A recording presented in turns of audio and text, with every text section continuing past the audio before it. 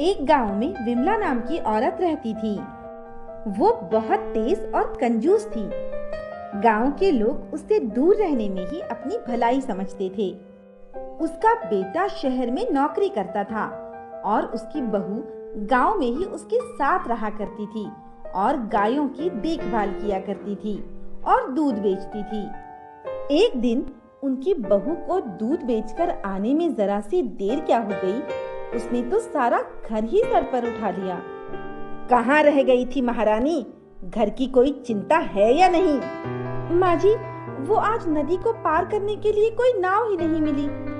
बड़ी देर बाद एक नाव वाला यहाँ आने के लिए मिला, लेकिन उसने थोड़ा ज्यादा पैसे ले लिए। थोड़े ज्यादा पैसे? कितने पैसे ले लिए?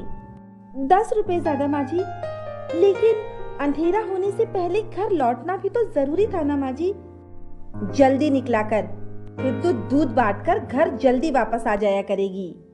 जी माँ जी। विमला की बहू उसके कंजूसी भरे स्वभाव से बहुत परेशान थी, लेकिन वो चुप रहती थी। एक दिन गांव में मेला लगा।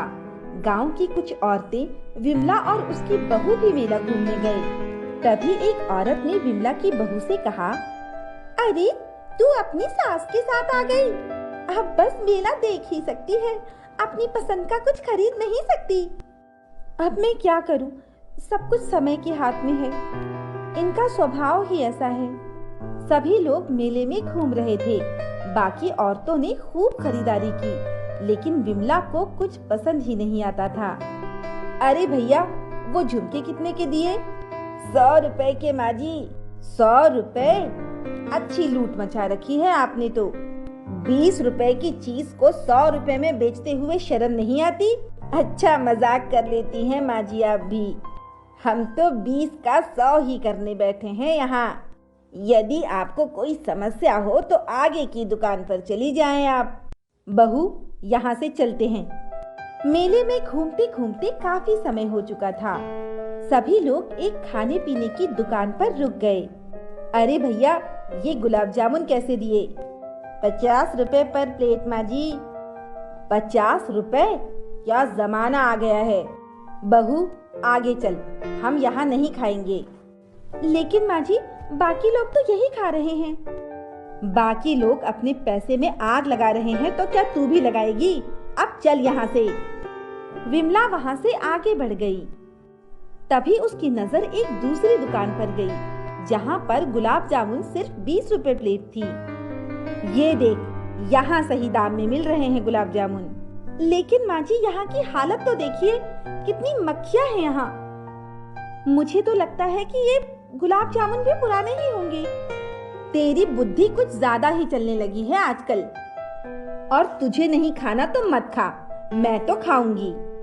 विमला ने उस दुकान से गुलाब जामुन लिए और खा लिए। सभी लोग शाम को अपने अपने घर लौट आए।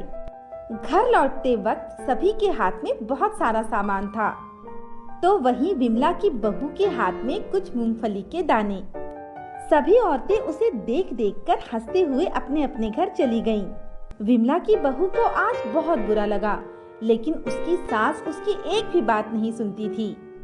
रात हो चुकी थी कि तभी अचानक विमला नींद से उठकर कराहने लगी।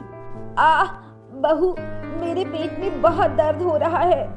लेकिन क्यों माँ जी? अब मैं क्या करूं? आह, कुछ तो कर बहू, नहीं तो ये दर्द आज मेरे प्राण ही ले लेगा।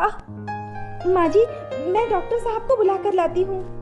नहीं बहू, डॉक्टर नहीं, वो तो बहुत पैसे ले लेगा।